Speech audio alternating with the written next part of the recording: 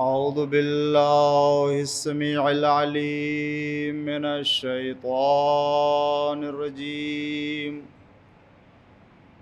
بسم الله الرحمن الرحيم. الحمد لله المعروف من غير رؤية، والخالق من غير منصبت. خلق الخلائق بقدرته واستعبد الأرباب بعزته، وسعد العظماء بجوده. والصلاة والسلام والتحية والإكرام على البشير النذير السراج المنير حبيب إله العالمين، الذي سمي في السماوات أحمد وفي الأرضين أبي القاسم محمد.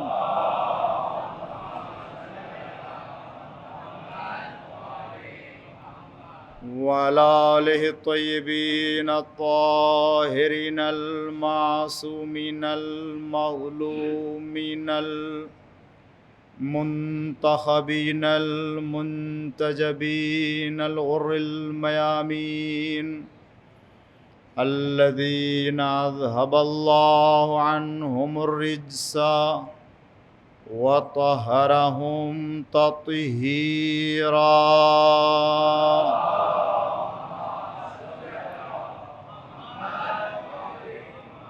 لا سيما الإمام المبين بقية الله في الأرضين، الحجة الثاني عشر والمهدي المنتظر، عجل الله تعالى فرجه الشريف. اللهم لعن أول ظالم ظلم حق محمد وآل محمد، وآخر تابع له على ذلك.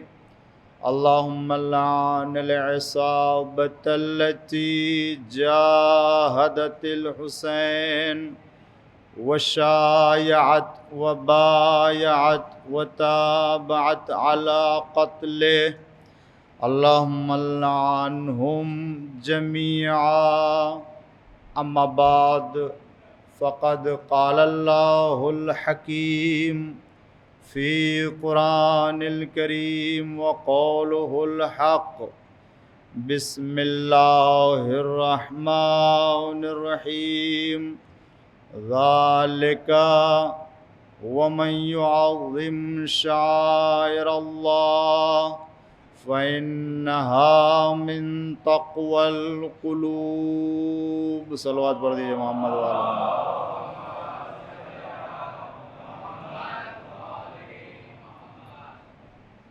مسلسل آیہ کریمہ کی تلاوت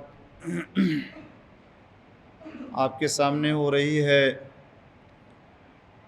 اور آیت کے ضمن میں عزاداری سید الشہداء اور اس کی برکت کے عنوان سے معروضات ملاحظہ فرما رہے ہیں. بات یہ ہے کہ جو بھی شاعر اللہ کی تعظیم کرتا ہے، یہ اس کے دلوں کے تقوی کی نشانی اور پرہیزگاری خوف خدا کا حصہ ہے. اگر تقوی دل میں نہ ہوتا اور خوف پروردگار نہ ہوتا تو یہ اللہ سے منسوب چیزوں کا احترام کبھی نہیں کر سکتا تھا. یہ دل ایسا ہے کہ جس کے اوپر جس طرح کے اثرات پڑیں گے ویسے ہی نتیجہ ظاہر ہوگا. اگر اچھی چیزوں کا اثر پڑے گا تو اچھا اثر ظاہر ہوگا، اور اگر بری چیزوں کا اثر پڑے گا تو بری چیزوں کا اظہار ہوگا۔ خدا سورہ شمس میں فرماتا ہے کہ وَنَفْسٍ وَمَا سَوَّاهَا فَأَلْهَمَهَا فُجُورَهَا وَتَقْوَاهَا، نفس کو بنایا تو ایسا بنایا کہ اسے اچھی اور بری تمام چیزوں کا علم دے دیا ہے۔ یہ ایک الگ گفتگو ہے، لیکن تقوی اور فجور یہ دو چیزیں، ایک اچھی اور ایک بری چیز، اگر ان کا اثر قلب کے اوپر، دل کے اوپر ہوتا ہے تو دوسرے اعضاء و جوارح اسی لحاظ سے کردار ادا کرتے ہیں۔ اثر قلب کے اوپر ہوتا ہے اور اس کے نتائج جسم کے دوسرے اعضاء سے، ہاتھوں سے، پیروں سے، آنکھوں سے، کان سے، زبان سے، پیروں سے، اسی طرح کا اس کا اثر۔ اسی لیے کسی بہت کم دیکھا ہوگا کسی برے انسان سے جو کسی بھی طریقے کے خوبی نہیں رکھتا اپنے اندر، اس سے کوئی خیر کی توقع نہیں کی جاتی ہے، اور جو اچھا انسان، متقی، پرہیزگار، خدا والا ہوتا ہے، اس سے بھی کسی بری چیزوں کے سرزد ہونے کی توقع نہیں ہوتی ہے۔ کیوں؟ اس لیے کہ اس کے دل میں تقوی ہے تو دوسرے اعضاء بھی اسی طرح کا اظہار کریں گے۔ جب یہ کہہ دیا کہ شاعر الہی اور خدا کی علامتوں اور اس کی نشانیوں کا احترام اور اس کی عزت کرنا مومنین کے دلوں کے تقوی کا نتیجہ ہے، تو اب آپ اسی سے سمجھ لیجئے پوری دنیا میں جہاں جہاں شاعر الہی کی تعظیم ہو رہی ہے، یہ اس کے دل کی پاکیزگی کی نشانی ہے۔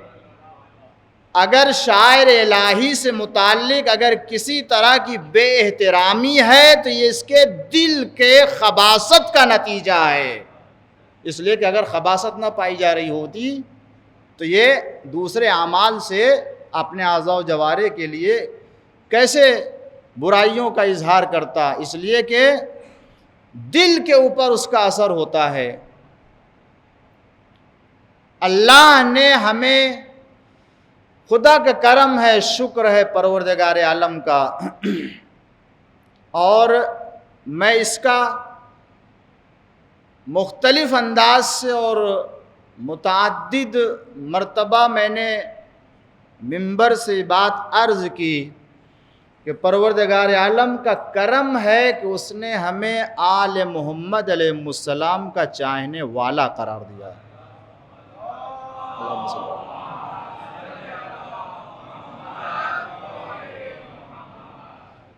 اچھا، یہ تو کرم ہے، شکر ہے۔ دوسرا احسان پروردگار عالم کا ہمارے اوپر یہ ہے، اللہ کا شکر کہ ہم نے انہی کو مانا ہے جن کو ہمارے لیے بنایا تھا، انہی کو مانا ہے۔ ورنہ خدا کی قسم آج آپ یہاں بیٹھے ہوئے ہیں، اگر کہیں اور ہوتے تو کیا محرم کے ان دنوں میں عزائے حسین میں کیا آتے عزا منانے کے لیے؟ کیا فرش عزا کی طرف متوجہ ہوتے؟ اور کیا عزائے حسین جیسے عزا منانا چاہیے اور جس طریقے سے غم حسین میں ہمیں عزادار ہونا چاہیے؟ ایک صلوات پڑھ دیجئے محمد و آل محمد پر۔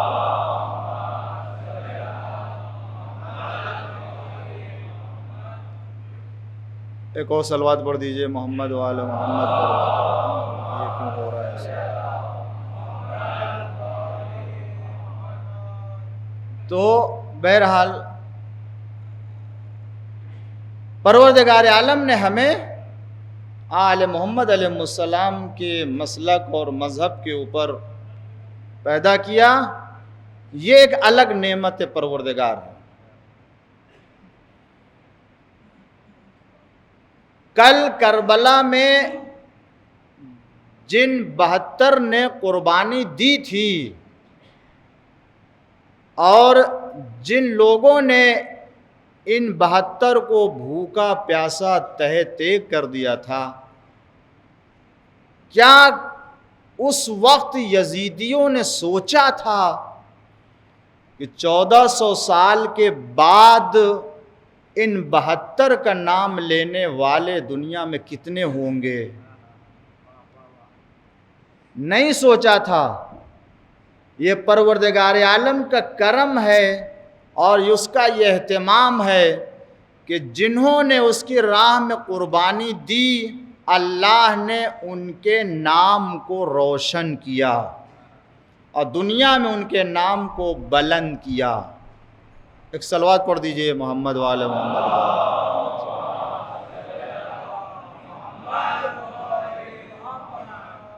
تو اگر آج 1400 سال کے بعد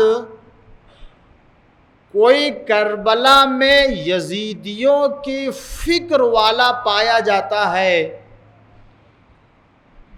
اور اس احساس کو درک نہیں کرتا کہ پروردگار عالم کے لیے جو قربانی دیتا ہے اللہ اس کے نام کو زندہ کرتا ہے، تو گویا یہ 1400 سال کے بعد یہ ضرور آیا ہے، مگر فکری اعتبار سے انہی یزیدیوں کے ساتھ شمار ہو رہا ہے کہ جو کل آئے تھے وہاں کربلا میں۔ فکر وہی ہے۔ لہذا یہ ہر ایک کو سمجھنا چاہیے کہ پروردگار عالم کے لیے اگر کوئی قربانی دیتا ہے تو اللہ تعالیٰ کے ہاں اس کا بہت بڑا اجر ہے۔ حسین ابن علی نے راہ خدا میں جو قربانی دی ہے، اس قربانی کی مثال نہ اولین میں پائی جاتی ہے اور نہ آخرین میں ہوگی۔ میں نے عرض کیا تھا کل کے مجلس میں کہ آج کی مجلس میں کچھ باتیں آپ کو بتاؤں گا اور توجہ دلاؤں گا کہ موضوع سے متعلق آج زیادہ میں ادھر ادھر کی گفتگو میں نہیں آنا چاہتا ہوں، اور بغیر کسی مقدمے کے آپ دیکھیں واقعاً خدا کسی کو اگر کوئی نعمت دیتا ہے تو کسی نہ کسی نیکی کو دیکھ کے دیتا ہے۔ اللہ نے ہمیں عزاداری کی شکل میں، خدا کی قسم میں عرض کروں گا بھی، عزاداری کی شکل میں اور غم حسین منانے کی شکل میں اتنا بڑا سرمایہ دیا ہے کہ اس سرمایے کا مقابلہ کسی اور عبادیات میں ہو ہی نہیں سکتا ہے، کسی اور عبادیات میں ہو نہیں سکتا ہے۔ اب سنیے عزیزان گرامی، جو غم حسین میں ہم فرش عزا بچھاتے ہیں اور غم حسین میں جو آنسو بہاتے ہیں، ان آنسوؤں کی کیا قیمت ہے، ان آنسوؤں کی کیا قدر ہے نگاہ پروردگار میں، کہ جن کو ہم بہت زیادہ اہمیت نہیں دیتے ہیں، جس کی طرف بہت زیادہ ہم متوجہ نہیں ہیں۔ روایت کی روشنی میں میں جتنی باتیں عرض کر رہا ہوں، یہ سب روایتوں کی روشنی میں آپ کی خدمت میں عرض کر رہا ہوں۔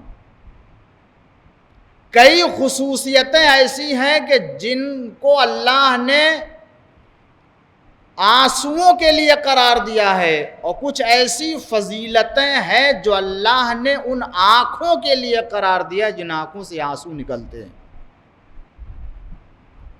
جو آنسوؤں کی فضیلت ہے وہ سن لیجئے پہلے، اور اگر اس کے بعد نوبت آئی آنکھ کی فضیلت کہ جن آنکھوں سے غم حسین میں آنسو نکلتے، ان کی کیا ہے وہ الگ آپ کی خدمت میں عرض کروں گا۔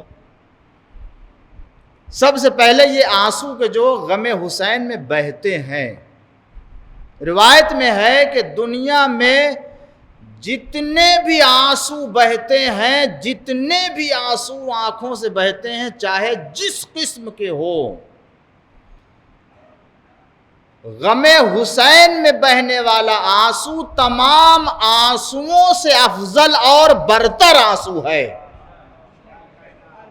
تمام آنسوؤں سے یہ اشک عزا سب پہ برتری رکھتا ہے، سب کے اوپر بھاری ہے۔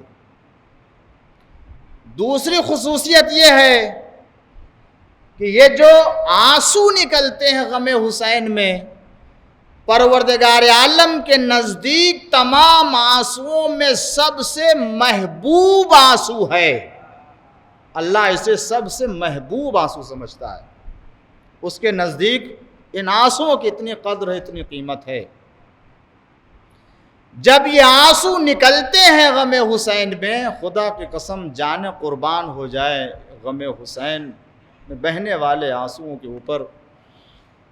فرماتے ہیں کہ جب یہ آنسو غم حسین میں آنکھوں سے بہتے ہیں تو اللہ فرشتوں کو حکم دیتا ہے کہ ان آنسوؤں کو ایک شیشی میں جمع کریں، اور جمع کرنے کے بعد اسے قیامت آنے تک محفوظ رکھے۔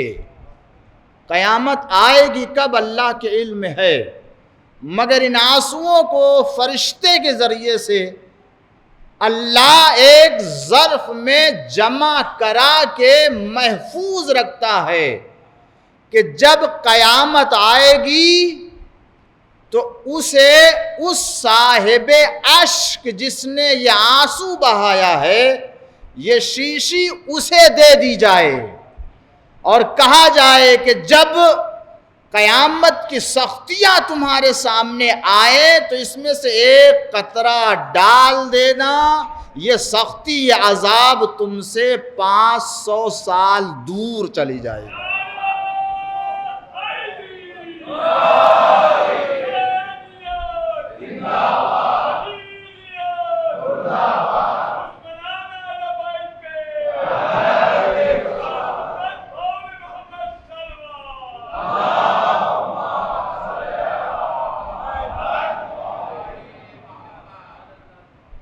کہا یہ بہنے والے آنسو جو غم حسین میں بہتے ہیں، ان کی فضیلت یہ ہے کہ جب یہ آنسو آتے ہیں تو روز قیامت عذاب جہنم اور جس نے آنسو بہایا ہے اس کے درمیان یہ آنسو حجاب کی شکل میں ہوگا۔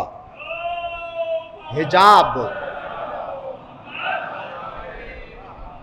کہ حائل ہوگا اور اس تک نہ حرارت کو آنے دے گا اور نہ ہی سختیوں کو آنے دے گا۔ غم حسین میں آنسو بہنے والا نگاہ پروردگار میں کتنا محبوب ہے اور تمام آنسوؤں میں کتنی فضیلت رکھتا ہے۔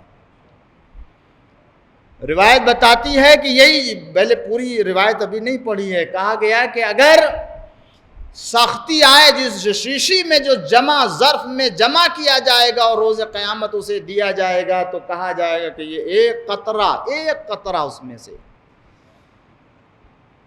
اگر عذاب جہنم تمہارے سامنے ہو تو اس پر ڈال دینا، 60,000 سال کا فاصلہ ہو جائے گا۔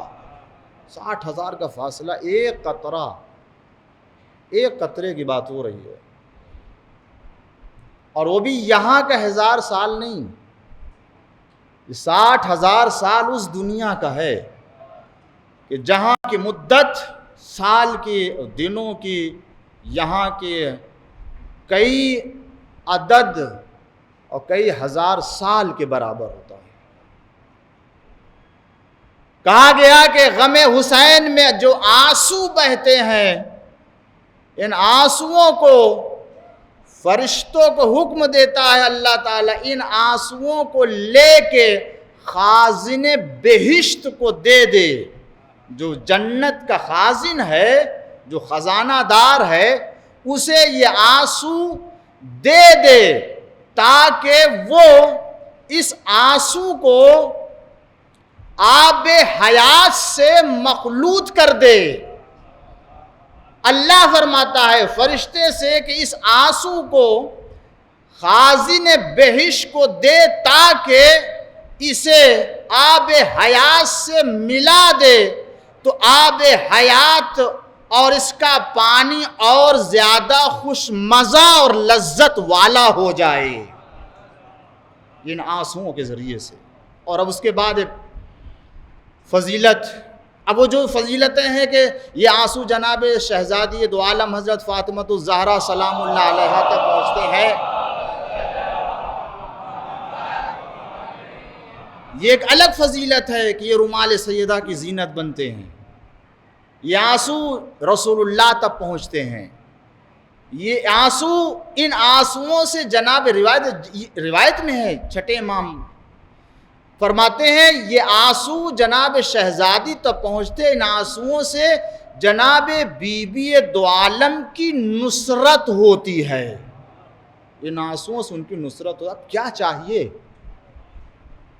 اگر جناب شہزادی کی نصرت ان آنسوؤں سے ہو جائے، غم حسین میں بہانے والے آنسو عزادار اگر اتنی فضیلت حاصل کر لے تو اسے اور کون سی فضیلت چاہیے۔ ارشاد ہوا کہ اگر غم حسین میں جو آنسو بہتے ہیں، اگر ان آنسوؤں کا ایک قطرہ آتش جہنم میں ڈال دیا جائے تو یہ پوری آتش جہنم بالکل ٹھنڈی ہو جائے، اور اس طرح سے ٹھنڈی ہو جائے کہ ایسے لگے کہ اس کے اندر کوئی حرارت پائی ہی نہیں جا رہی تھی۔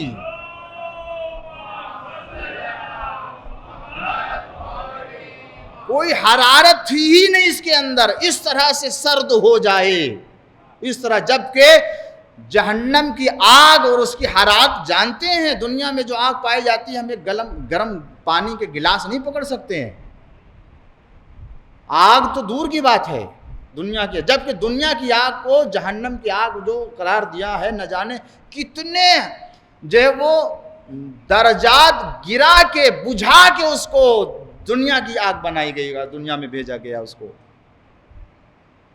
ایک قطرہ آنسو عزیزو توجہ چاہتا ہوں۔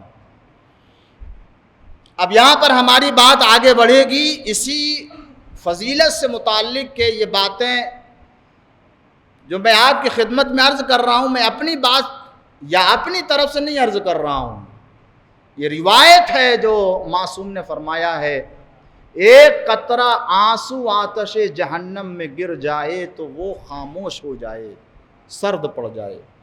اب یہاں بات آتی ہے کہ ایک قطرہ، یا بعض لوگ کہتے ہیں کہ ضرورت نہیں ہے اس طرح کی حدیثوں کو بیان کرنے کی،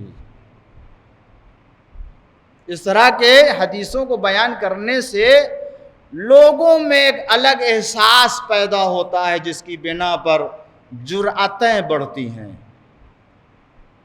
ہماری جانیں قربان ہو جائیں معصومین کے اوپر، خدا سلام ہو آل محمد علیہ الصلوۃ والسلام پر۔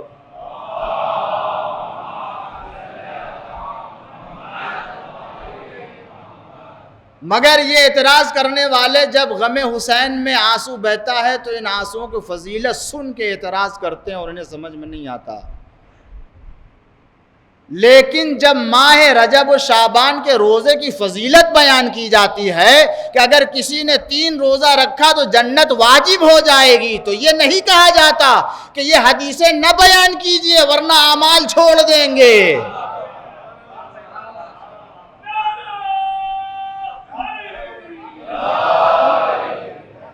تو ان حدیثوں سے بھی تو یہی تصور ہوتا ہے۔ ارے 2 رکعت کی نماز ہے شب قدر میں جو پڑھتے ہیں، شبائے قدر میں 2 رکعت کی نماز 7 مرتبہ قل هو اللہ احد کے ذریعے سے، اور آپ 70 مرتبہ استغفار کیجئے۔ کیا لکھا ہے کہ اگر وہ 2 رکعت ادا کر لے تو اپنے مصلی سے اٹھے گا نہیں، اسے معاف کر دے گا، اس کے ماں باپ کو بھی اللہ معاف کر دے گا۔ اب کوئی نہیں یہ کہہ رہا ہے کہ یہ حدیث بیان کریں گے تو جرأتیں بڑھیں گی. کیا اگر حدیث آئی ہے اور یقیناً آئی ہے، اسے بھی معصوم نے بیان کیا اور اسے بھی معصوم نے بیان کیا، وہاں اعتراض نہیں ہے، یہاں اعتراض کیا جاتا ہے. اس کا مطلب یہ ہے کہ کچھ تو دال میں کالا ہے، کچھ تو ہے جس کی بنا پر وہاں ہے یہاں اعتراض نہیں ہے. ارے ہم سے آپ سے زیادہ سمجھدار معصوم تھے جنہوں نے ارشاد فرمایا ہے.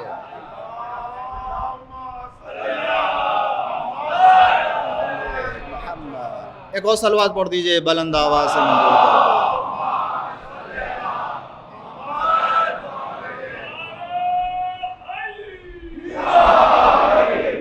یہی حدیث نہیں، اس طرح کی تمام جو آنسوؤں کے سلسلے میں یا غم حسین کی فضیلت میں، اور جو غم حسین میں آنسو بہائے جاتے ہیں اور اس کے ذریعے سے گناہوں کی مغفرت کے لیے، ان تمام حدیثوں کے لیے آپ جو تصور کر سکتے ہیں. اب آئیے علمی جواب دیتے ہیں. ان مجلسوں سے یہی سب کچھ ملتا ہے، اسی لیے یہ فرش عزا درسگاہ بھی ہے، دارالشفا بھی ہے. تو دیکھیں مسئلہ یہاں پر یہ نہیں ہے کہ ایک قطرے آنسو میں غم حسین میں بہنے والے میں کیا پایا جاتا ہے. مسئلہ قدرت پروردگار عالم کا ہے.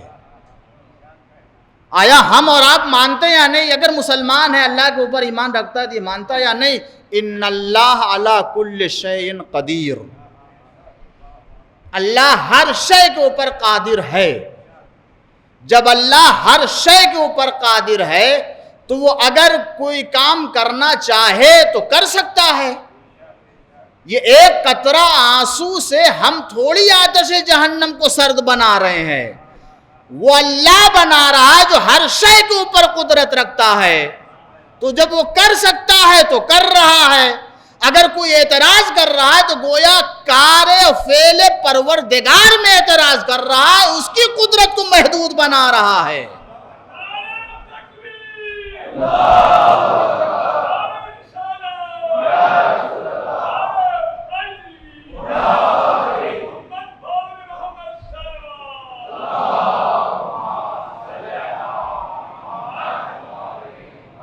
ہر شے کے اوپر قادر ہے. آپ کہتے ہیں ہر شے کے اوپر قادر ہے، ہر چیز کے اوپر قدرت رکھتا ہے. اچھا یہ چیز جو کہی گئی ہے کوئی مخصوص ہے؟ کہا نہیں، مخصوص نہیں ہے. آسمان کے ذرات، زمین کے ذرات، دریا کے اندر پائی جانے والی چیزیں، صحرا جنگل میں پائے جانے والی مخلوقات، جنات، انسان، طیور، وحوش، پرندے، جانور، جتنے بھی ہیں، جو بھی مخلوق، جو بھی شے ہے، اللہ اس کے اوپر قدرت رکھتا ہے. تو کیا قطرہ جو آنسو بہتا ہے، کیا اس پر اللہ قدرت نہیں رکھتا ہے؟ اس پر بھی تو اللہ قدرت رکھتا ہے. اور اس کے بعد عرض کروں عزیزان گرامی کہ امام حسین علیہ السلام کی کتنی عظمت ہے.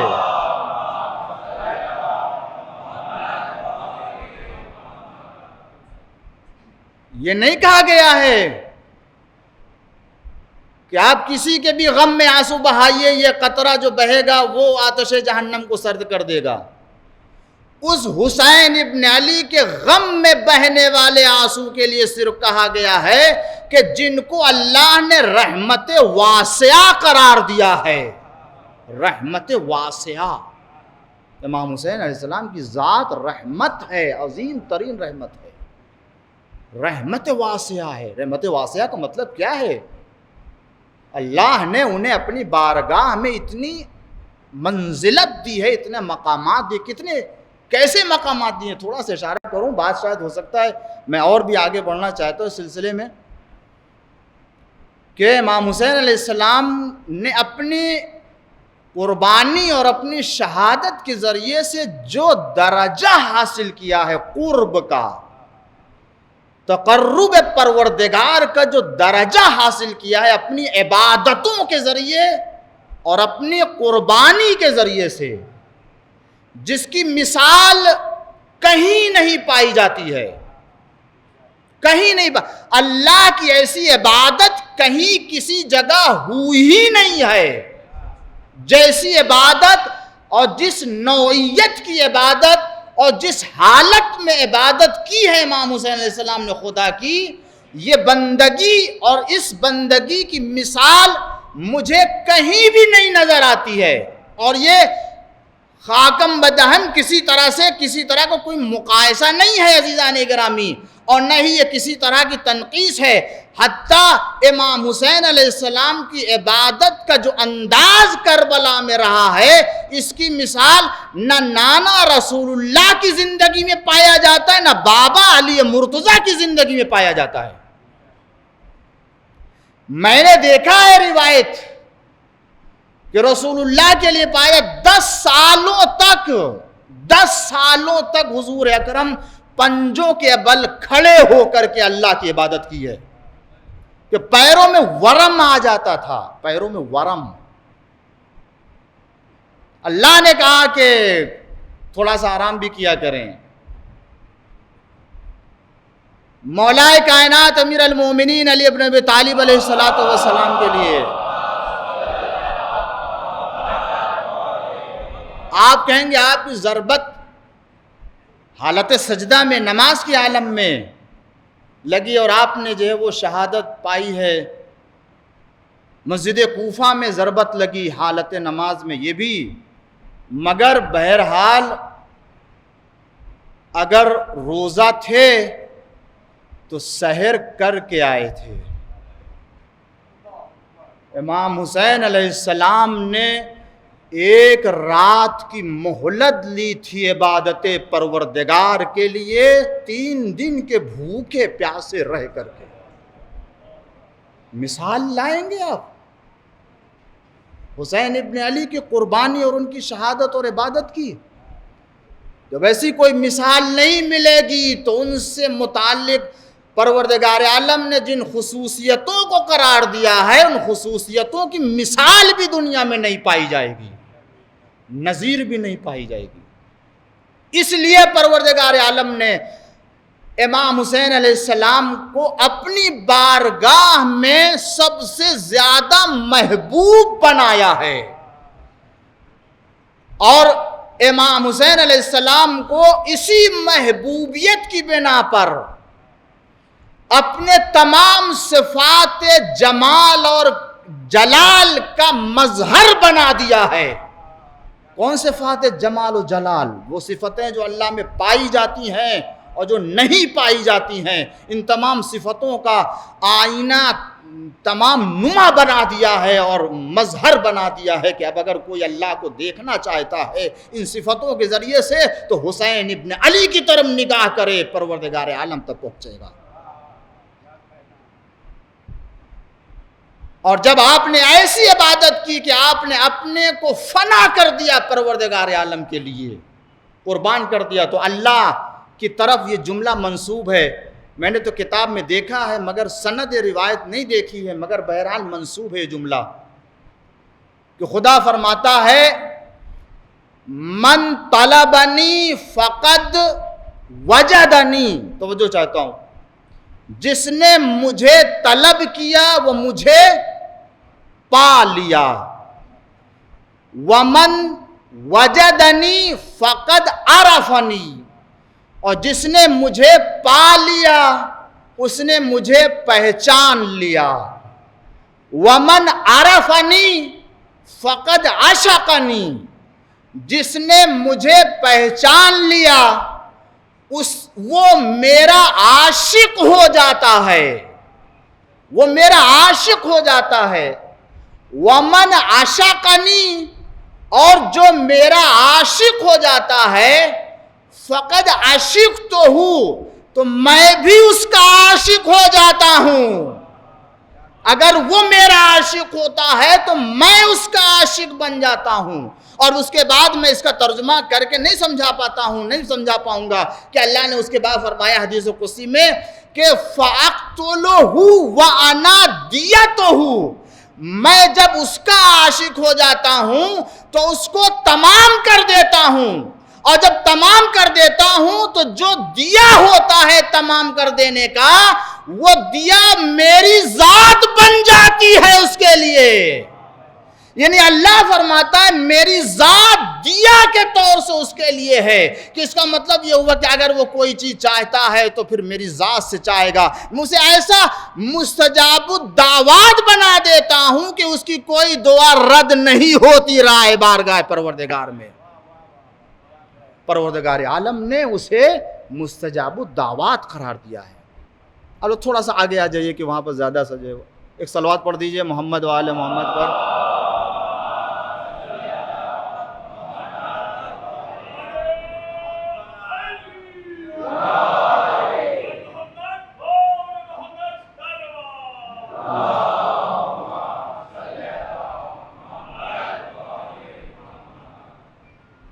یہ بات ہوئی۔ اب اس کے بعد آئیے قرآن سے گفتگو کرتے ہیں۔ یہ جو ایک قطرہ آنسو ہے نا، بہت توجہ چاہتا ہوں، یہ بہت اہم موضوع ہے جس کو میں نے آپ کے سامنے پیش کیا ہے اور اس پر گفتگو کر رہا ہوں۔ یہ ایک قطرہ آنسو آتش جہنم میں گر جائے تو سرد ہو جائے آتش جہنم، قرآن سے سمجھیے، کہیں اور جانے کی ضرورت نہیں ہے۔ جناب ابراہیم علیہ السلام کا واقعہ، جب نکلے کلمہ توحید بلند کرنے کے لیے اور دیکھا وہاں تمام بت تھے، تو تفصیلات میں نہیں جانا، مگر سب آپ نے سنا ہے کہ جناب ابراہیم نے سارے بتوں کو توڑ ڈالا اور ایک بڑے کو چھوڑ دیا تھا۔ یہ اصل میں پہلے ہی دن بالا چھوٹ گیا تھا، اس لیے ساری شرارت۔ ایک صلوات پڑھ دیجئے محمد و آل محمد۔ ایک اور صلوات پڑھ دیجئے محمد و آل محمد۔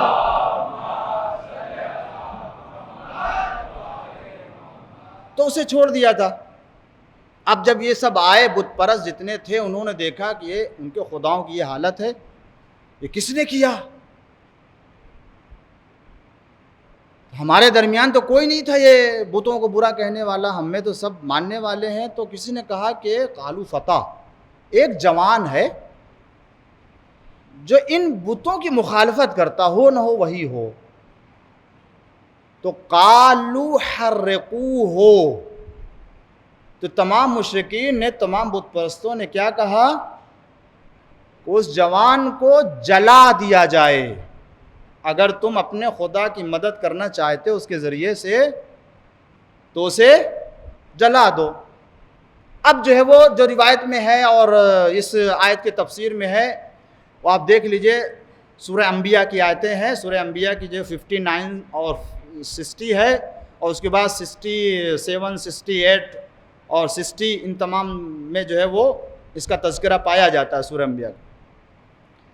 تو اب یہ ہوا کہ ہاں ان کو جلایا جائے۔ نمرود کا حکم آیا، جتنے لوگ ہیں وہ سب آگ اکٹھا، لکڑیاں جمع کریں۔ تو جتنے قومیں تھیں ان سب نے زیادہ سے زیادہ لکڑیاں جمع کی، کس لیے؟ تاکہ ابراہیم علیہ السلام کو جلایا جائے تمام۔ حالانکہ اتنی لکڑیوں کو جمع کرنے کی ضرورت نہیں ہے، ایک ابراہیم علیہ السلام کو جلانے کے لیے کوئی ایک قوم بھی اگر لے کے لکڑی آ جاتی کافی تھا اس کے لیے، مگر نہیں، بھر بھر کے لکڑیاں لائی گئیں اور صحرا میں ایک اتنا بڑا گڑھا کھودا گیا کہ لا کے ساری لکڑیاں اس میں جمع کی جانے لگیں۔ کیا ہوگا؟ ابراہیم علیہ السلام کو جلایا جائے گا۔ لکڑیاں اکٹھا ہو گئیں، جمع ہو گئی اور آگ لگا دی گئی۔ آگ جل رہی ہے اور اس قدر اس کے شعلے بلند ہو رہے تھے کہ آسمان میں اگر اوپر سے کوئی پرندہ گزر جاتا تھا تو جل بھن کے گر جاتا تھا نیچے۔ یہ حالت تھی آتش نمرود کی۔ اور ادھر وہ اپنے لاؤ لشکر کے ساتھ نمرود آیا بلندی پر، اسے وہ بھی دور، اس گڑھے سے جہاں آگ روشن کی گئی تھی اس سے بہت دور ایک بلندی پر جگہ بنائی گئی تاکہ نظارہ کر سکے، دیکھ سکے کہ کیسے ابراہیم کو۔ اچھا، اس کے بعد اتنی بڑی آگ روشن کر لی، مگر اب ابراہیم علیہ السلام کو ڈالا کیسے جائے یہ سمجھ میں نہیں آیا کسی کے. کوئی قریب جا نہیں سکتا، جائے گا تو خود جل جائے گا. تو وہیں یہ ایجاد کیا کہ منجنیق بنایا جائے، اس پر بٹھا کے جناب ابراہیم کو ادھر ڈالا جائے. جناب ابراہیم علیہ السلام ادھر آئے ان کے پاس، اور بہت سے لوگ آئے سمجھانے کے لیے ابھی بھی آپ مان جائیے، یہ کیجئے وہ کیجئے، مگر جناب ابراہیم علیہ السلام معلوم ہے خلیل خدا تھے، اللہ کے خلیل تھے. اور ادھر تیار بالکل آمادہ کہ اب جناب ابراہیم علیہ السلام کو نار نمرود میں ڈالا جائے گا. فرشتے، زمین میں تو کچھ نہیں، آسمان پہ فرشتوں میں کوہرام مچا ہوا تھا. بارگاہ پروردگار میں، پروردگار یہ تیرا خلیل ہے، یہ تیرا محبوب بندہ ہے جو جلنے جا رہا ہے. جناب جبریل آ کر کے اللہ کی بارگاہ میں عرض کیا پروردگار، آواز قدرت آئی خاموش رہو، میرا بندہ ہے میں جانتا ہوں اسے، میرا بندہ ہے میں جانتا ہوں کہ مجھے کیا کرنا ہے اسے کیا کرنا ہے. ایسے ہی انسان کو فرشتے کے اوپر برتری نہیں دے دی ہے کہ ان تمام بندوں میں ایسے بندے ہوں گے کہ جو اپنے کردار اور عمل سے فرشتوں سے آگے بڑھ جانے والے ہوں گے. تو ادھر جناب ابراہیم علیہ السلام منجنیق پر چھوڑے گئے، ادھر فضا میں، اب آپ دیکھیں اندازہ کریں، فضا میں ہیں. ادھر جناب ابراہیم علیہ السلام نے دعا کی. روایتوں میں ایک نور الثقلین میں روایت آئی ہے اور ایک دوسری جگہ. جو دوسری جگہ روایت آئی اس میں کیا کہا؟ پروردگار یا اللہ، یا واحد، یا احد، یا صمد، یا لم یلد ولم یولد ولم یکن لہ کفوا احد نجنی من النار برحمتک. اے اللہ جس کا کوئی نظیر نہیں، جس کا کوئی سایہ نہیں، ثانی نہیں، یکتا واحد پروردگار، تو مجھے اس آگ سے نجات دے دے اپنے رحمت کے ذریعے سے. ایک یہ دعا کی ہے. جو نور الثقلین کی روایت ہے اس میں یہ ہے کہ جناب ابراہیم نے فرمایا اللہم انی اسألک بحق محمد وعلی وفاطمہ والحسن والحسین.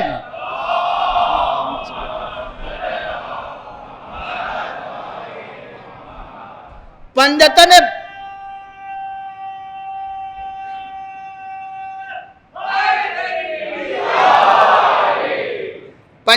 پاک کا واسطہ دیا، پروردگار مجھے اس عذاب سے ان کے حق کا واسطہ.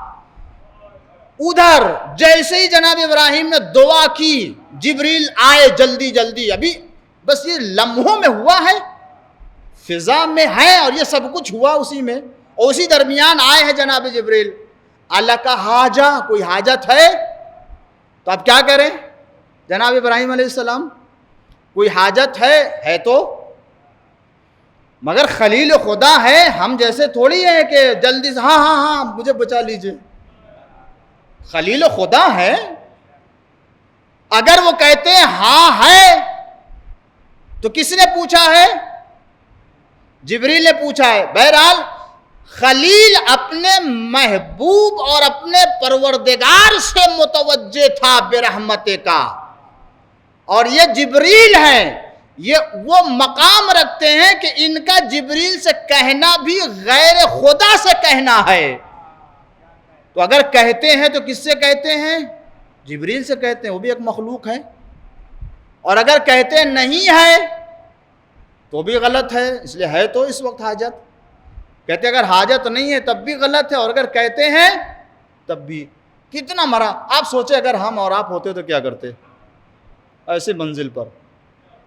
سوچتے سوچتے شاید ہو سکتا ہے مرحلہ تمام ہو جاتا. جواب کہ غیر خدا سے بھی نہ ہو، جھوٹ بھی نہ ہو.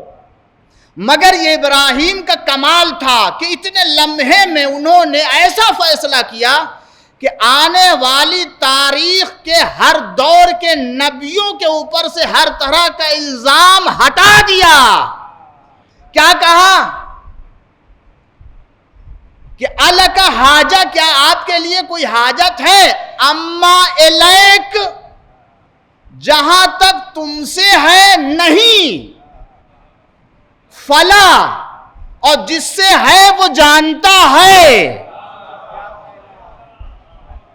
اما الیک فلا، ہے تو یہ کہہ کے اپنے کو جھوٹ سے بچا لیا، اور فلا کہہ کے اپنے کو غیر خدا سے درخواست دینے کو بچا لیا، اور یہ ہمیشہ کے لیے طے کر دیا کہ دیکھو نبی خدا کسی بھی عالم میں ہو اس کا دماغ کام کرنے سے خراب نہیں ہوتا۔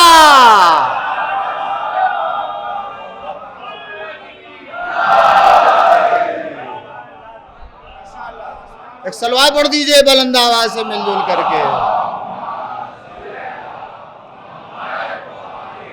یہ تو ہے نا کہ ایسے عالم میں کون سا فیصلہ ہو سکتا ہے، اور وہ بھی اگر فخر خلیل ہو، یہ تو خلیل ہیں، وہ فخر خلیل ہیں، وہ فخر خلیل ہے کہ جو تمام انبیاء کے سردار، تمام نبیوں کے سردار حضرت محمد مصطفیٰ صلی اللہ علیہ وآلہ وسلم ہے۔ تو بات دور نہ جانے پائے عزیزان گرامی، یہ استدلال تھا جو تفصیلات میں چلا گیا، ورنہ تو ہوا کیا، وہاں پر جیسے ہی جناب ابراہیم نے دعا کی، حکم آیا یا نار کونی بردن و سلاما، اے آگ ابراہیم کے لیے ٹھنڈی ہو جا، تو ٹھنڈی ہو گئی، روایت کا جملہ ہے ٹھنڈی ہو گئی، اتنی ٹھنڈی ہوئی کہ جناب ابراہیم کے دانت کڑکڑانے لگے، یہ ہے۔ تب اللہ نے کہا وہ سلامن، سلامتی کے ساتھ، تو راحت ملی جناب ابراہیم علیہ السلام کو، اور اسی لیے کہا ہے کہ مجھے جتنی دیر اس آتش نمرود میں رہ کے لذت ملی ہے، مجھے کبھی کسی طرح کی اس سے جیسی لذت ملی ہی نہیں تھی۔ اب میں پوچھتا ہوں عزیزان گرامی، خداوند عالم تمام چیزوں میں تاثیر پیدا کرنے والا ہے، ہر اشیاء میں، ہر شے میں اللہ اثر پیدا کرتا ہے، کھانے کی چیز میں بھی وہی اثر تاثیر پیدا کرتا ہے، پینے کی چیزوں میں بھی وہی تاثیر پیدا کرتا ہے، اور یہی وجہ ہے اگر جو چیزوں کو پیدا کرنے والا ہے وہی تاثیر دینے والا ہے، اور جو تاثیر پیدا کرنے والا وہی تاثیر کو چھین لینے والا ہوتا ہے، یہی وجہ ہے۔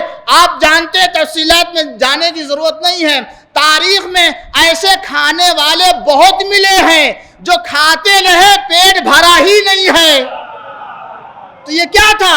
یہ وہ تاثیر کھانے کی تھی جسے اللہ نے رکھا تھا اور اس سے اسے چھین لیا ہے۔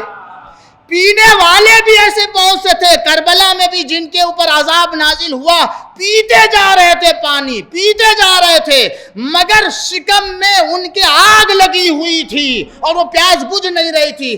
اس کا مطلب یہ اللہ جو تاثیر دیتا ہے وہی اس تاثیر کو چھین لیتا ہے۔ مجھے تو صرف یہاں اتنی عظیم آگ روشن تھی، کوئی چیز نظر نہیں آتی ہے جس سے اللہ نے اس آگ کو ٹھنڈی کر دیا ہو، اس آگ کو بجھا دیا ہو۔ صرف لفظ کن کے ذریعے سے اللہ نے نار نمرود کو خاموش کر دیا، تو جو فخر ابراہیم ہو اس کے غم میں آنسو بہائے جائے، ایک قطرہ آنسو آتش جہنم میں گرا دیا جائے، جو تاثیر وہ دینے والا ہے وہی چھین سکتا ہے۔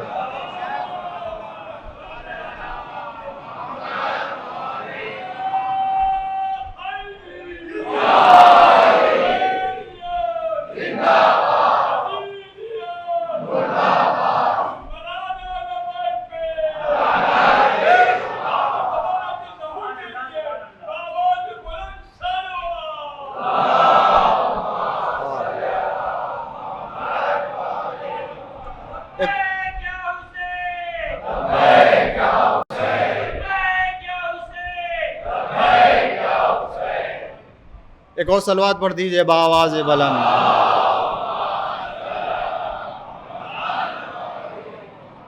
اب سمجھ میں آیا یہ قطرہ آنسو کتنی حقیقت رکھتا ہے۔ وہ اللہ نے وہاں کیا کیا تھا، اس کی تاثیر ہی تو چھوڑی تھی، چھین لی تھی۔ وہ خدا یہاں تو قطرہ آنسو ہے غم حسین میں بہنے والا، وہاں صرف لفظ کن تھا۔ جو اللہ کلمہ کن سے ساری کائنات کو پیدا کر سکتا ہے، تو کیا وہ قطرہ آنسو کے ذریعے سے آتش جہنم کو خاموش نہیں کر سکتا ہے؟ ان آنسوؤں کی قدر جانیں۔ یہ آنسو بی بی دو عالم کے رومال کی زینت بنتی ہے۔ خدا نے ہمیں آزادار بنایا ہے۔ یہ آنسو ہماری بخشش کے لیے اور ہمارے گناہوں کی مغفرت کے لیے ہیں۔ محرم کی آج 3 تاریخ گزر گئی، 4 محرم کی شب آ گئی ہے۔ پھر میرے پاس وقت نہیں رہ گیا کہ میں تفصیلات عرض کرتا۔ گفتگو کل یہ ہوئی تھی کہ ہو سکتا ہے میں کچھ عرض کروں کہ جو لوگ نماز صبح کے بعد حملے اولا میں قتل کیے گئے، وہ بہت سے افراد تھے۔ ان میں سے ایک ادہم ابن امیہ عبدی بصری، بصرہ کے رہنے والے تھے، اور یہ رسول اللہ، ان کے والد نے رسول اللہ کو دیکھا تھا، جا کے بصرہ میں بس گئے تھے اور وہیں ان کی نسل چلی۔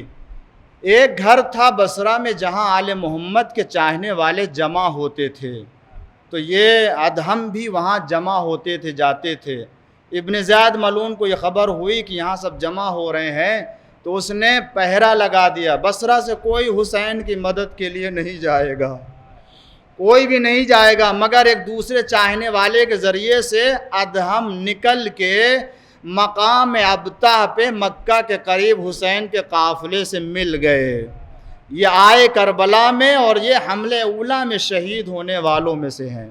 اور عزیزو، مولا کے چاہنے والے تو بہت ہیں، مگر جس چاہنے والے کو حسین نے کمال کا حوالہ دے کے طلب کیا، اس کا نام حبیب ابن مظاہر تھا۔ اس کا نام حبیب ابن مظاہر۔ یہ حبیب امام حسین کے پہلے تھے، محبوب حسین کربلا میں بنے ہیں۔ حبیب پہلے تھے، اسی لیے رسول اللہ نے اس بچے کو جب دیکھا تو پیار کیا تھا، بٹھایا تھا زانوں پر۔ پوچھا لوگوں نے، ایک بچے کو آپ کہا نہیں، میں نے دیکھا ہے ایک عجیب حرکت اور عمل کہ میرے بیٹے حسین کے ساتھ کھیل رہا، میں نے دیکھا کہ حسین جب آگے جا رہے تو قدم کے نیچے کی مٹی اٹھا کے اپنے آنکھوں سے لگا رہے تھے۔ یہ حبیب ابن مظاہر تھے کہ جن کے پاس جب خط پہنچا ہے امام کا، تو امام نے لکھا من الحسین الی رجل الفقی، حسین ابن علی کی طرف سے مرد فقی کے نام۔ اور ادھر خفیہ جگہ پہ جناب حبیب بیٹھے ہوئے تھے، کھانا کھا رہے تھے۔ ایک دق الباب کیا کسی نے، تو کھولا دیکھا، کہا کون؟ انا برید الحسین، میں حسین کا قاصد ہوں۔ جیسے ہی حبیب نے سنا، ایک مرتبہ خط لے لیا۔ خط لینے کے بعد روایت بتاتی ہے حبیب نے آنکھوں سے لگایا، سینے سے لگایا، سر پہ رکھا، میرے آقا کا خط آیا ہے، میرے آقا کا خط آیا۔ جلدی جلدی پڑھا، دیکھا لکھا کیا تھا، اے حبیب تمہیں معلوم ہے میرا رشتہ رسول اللہ سے کیا ہے؟ ہائے غربت حسین، آج حبیب سے اپنا رشتہ بتا رہے ہیں۔ اس کا مطلب ہے کہ حسین کربلا میں یکو تنہا ہو کے اپنی بے بسی کا اظہار کر رہے ہیں۔ اے حبیب تمہیں میرا رسول اللہ سے رشتہ تو پتہ ہے، مگر اگر کوئی چیز نہیں معلوم تو وہ میں بتائے دیتا ہوں۔ اے حبیب میں کربلا میں نرغے آدھا میں گھرا ہوا ہوں۔ اے حبیب اگر ہو سکے تو میری مدد کے لیے آؤ۔ ادھر حسین کا خط پہنچا، آئے، زوجہ نے پوچھا کس کا خط ہے؟ کہا میرے آقا کا خط ہے، میرے آقا کا خط ہے۔ کیا ارادہ ہے؟ تو امتحاناً کہا کہ حالات خراب ہیں، پہرے لگے ہیں، کیسے جاؤں گا؟ تو روایت جو بتاتی ہے، کہتی ہیں کہ ایک مرتبہ اٹھنے کے بعد چادر لی اور ڈال دیا، آپ بیٹھو یہاں، تم بیٹھو، میں آقا کی مدد کے لیے جاؤں گی، تم اگر نہیں جاتے ہو تو نہ جاؤ۔ اور ایک مرتبہ روایت کہتی ہے اللہ کی بارگاہ میں جناب حبیب کی زوجہ رونے لگی اور کہا پروردگار مجھے کاش موقع ملتا کہ میں اپنے آقا کی مدد کے لیے جاتی، اور حسین کو خطاب کر کے کہا مولا اے کاش اگر میں مرد ہوتی تو آپ کی خدمت میں پہنچ جاتی۔ اے عزادارو بھئی سننا تھا، حبیب تڑپ گئے، اے مومنہ میں تیری آزمائش کے لیے بولا، میرا آقا مجھے بلائے میں نہ جاؤں مدد کے لیے، یہ کیسے ہو سکتا؟ غلام کو بلایا، رہوار لے جا کے فلاں زراعت کے پاس رکنا، میں بچاتے ہوئے آ جاؤں گا۔ اور ادھر ایک مرتبہ چلے، کیا دیکھا؟ تھوڑی سی تاخیر ہو گئی تھی، کیا دیکھا؟